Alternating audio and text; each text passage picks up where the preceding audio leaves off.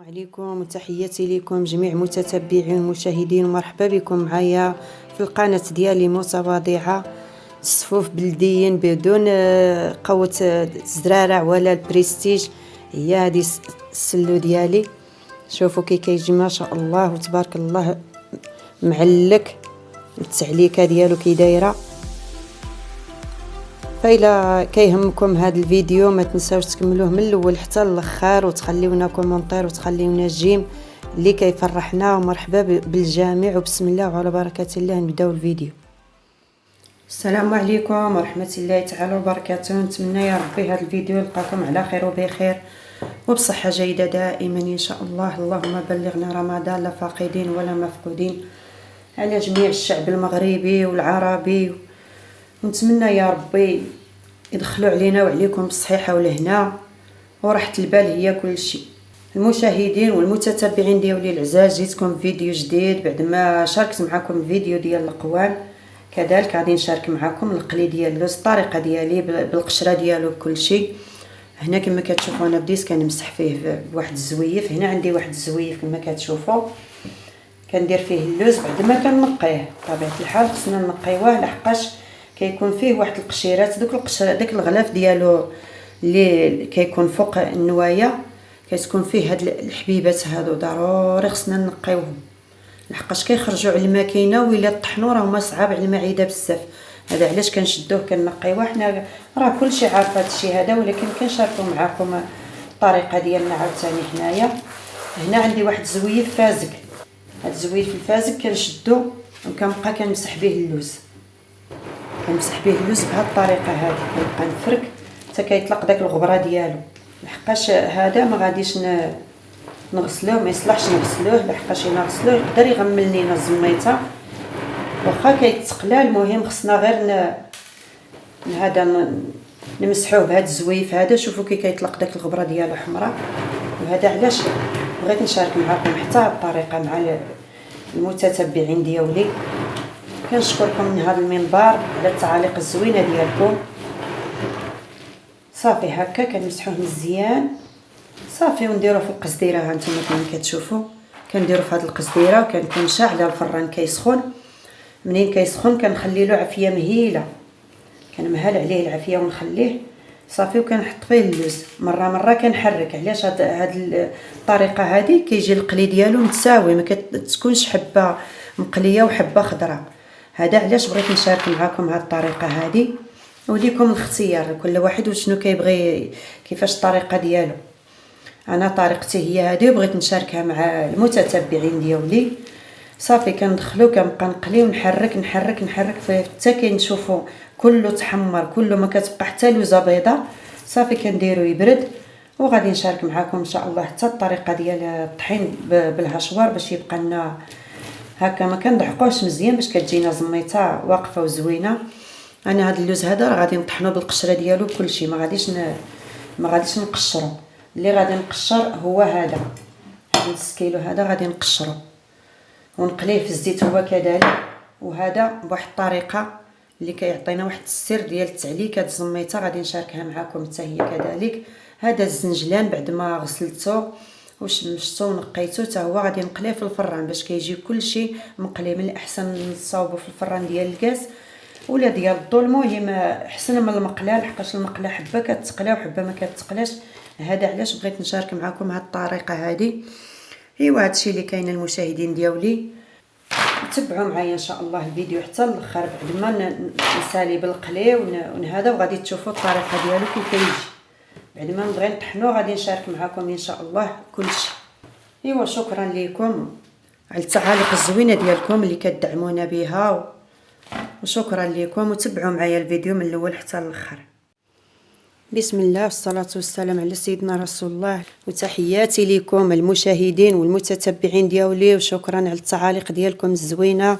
الله يجازيكم بالخير. وبسم الله وعلى بركه الله نبداو بالقوام.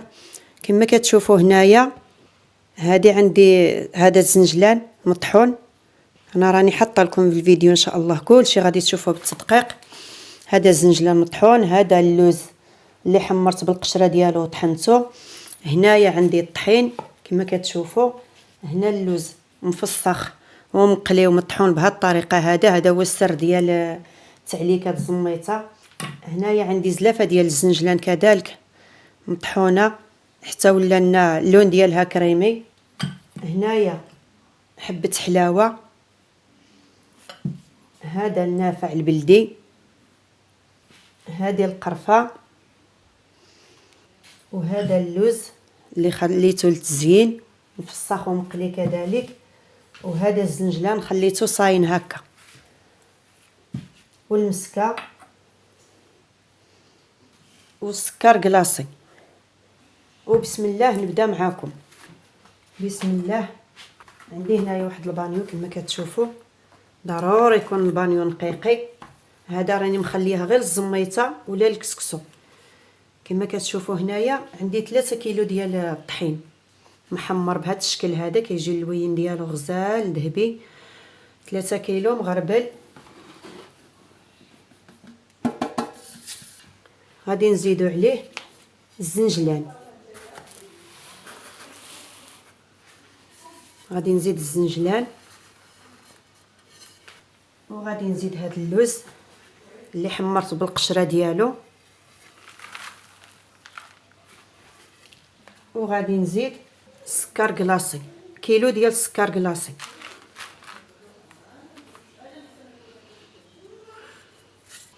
وغادي ندير حبه حلاوه،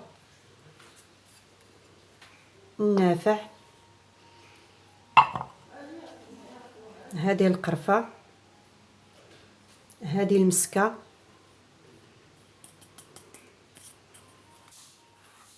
هذا اللوز غادي نخليه حتى نخلط هاد النواشف.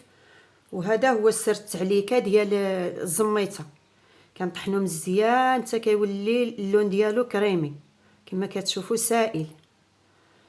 غادي نخلي ان شاء الله غادي نخلط هذا الشيء هذا كله. وهذا الزنجلان اللي خليته صاين،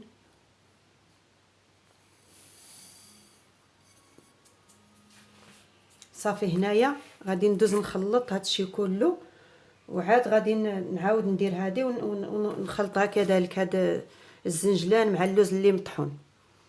وبسم الله وعلى بركه الله. نتمنى يا ربي يكون لكم هذا الفيديو واضح. بسم الله. نخلطوا هاد النواشف مع بعضياتها، وعاد غادي نزيدوا اللوز. وبالنسبه للزيت كنسخنوه شويه، ماشي داك السخونيه ديال الطياب، كنسخنوه غير شي شويه وكنضيفوه حتى كنخلطوا هاد النواشف مع بعضياتها مزيان وينسجم لنا كلشي. وعاد غادي نديروا الزيت. والله المشاهدين ما نقول لكمش رويحه تبارك الله ما شاء الله بصحه مولاتها. ما نقول لكمش رويحه اللي طالعه من هذا الصفوف. واللوز بالاخص المشاهدين، داك اللوز اللي كنديروا محمرين بالقشره ديالهم كلشي ونضيفوهم، راه كيعطيونا واحد البنه رائعه للزميته. كتجي زميته ما نقول لكمش. ان شاء الله غادي تجربوها، ولا جربتوا الطريقه ديالي ان شاء الله غادي تعطيكم نتيجه اللي هي زوينه واللي كتفرح. صافي. هنايا غادي نخلطهم مزيان. السر ديال الزميته خصها تسعلك مزيان باش ينسجموا لنا جميع العناصر، خصها تسدلك مزيان. ايوا هذا هي الطريقه ديالي انا. صافي. هنايا غادي نخلط هادشي كله، وغادي نضيف عاوتاني البقيه ديال اللوز المطحون بالزيت. صافي. دابا غادي ندوز نضيف هذا اللوز. شوفوا اللون ديالو كي داير تبارك الله ما شاء الله.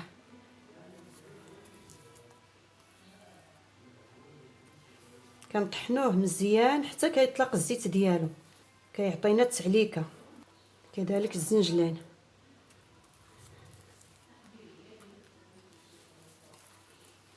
ما كنحتاجوش نزيدو عاد شي حاجه اخرى ولا زرارع ولا زميته بلديه كما كنقولوا. صافي. هنا عادي ثاني عاودنا نخلط هذا اللوز مع الزنجلان اللي ضفت ونعلكهم مزيان. عاد غادي نزيد الزيت شويه بشويه. اللهم صل وسلم على سيدنا محمد الكريم الحبيب.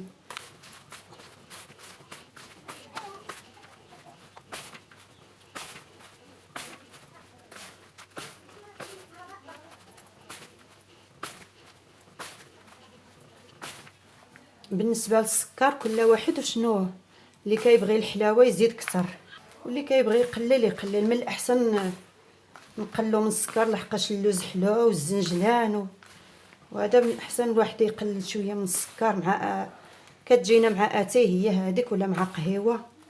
ايوا هادشي اللي كاين. طلبوا الصحه جديده للجميع يا ربي امين، وشافي جميع المرضى جميع المسلمين والمسلمات. بالنسبه للكوزه انا ما درتهاش، مولاتها ما كتبغيهاش، هذاك الشيء علاش ما درتش فيها الكوزه. ايوا هو هذا الشكل ديالها بعد ما علكتها كتولي لنا هكا تقريبا تبارك الله ما شاء الله. راه من دابا باقا ما درت لهاش الزيت. ايوا تسناو بعد ما ندير الزيت ونرجع معاكم. هنا صافي بعد ما علكتها دابا غادي نبدا نضيف الزيت بشويه بشويه. كيف ما كتشوفوا عندي هنايا المقله سخنت فيها الزيت غير شي شويه. داك الزيت فاش قليت اللوز هو كيعطي واحد المذاق في الزيت زوين بزاف. قليت فيها اللوز وعاودت زدت عليها غير شي شويه صافي، وغادي نخلط بها الزميته ديالي. كندير بشويه بشويه عيني ميزاني، كنخلط وانا كنزيد.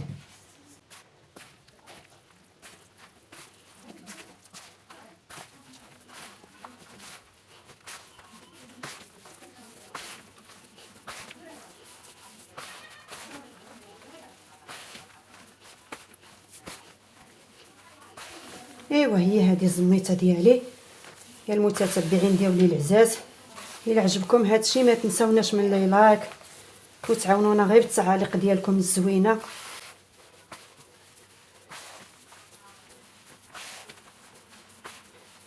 ما كنبغيش نطول عليكم الفيديو. ايوا هو هذا بعد ما نساليها ونقدها ان شاء الله الرحمن الرحيم ونرجع معاكم. هو هذا الشكل ديالها كما كتشوفوا يا المشاهدين.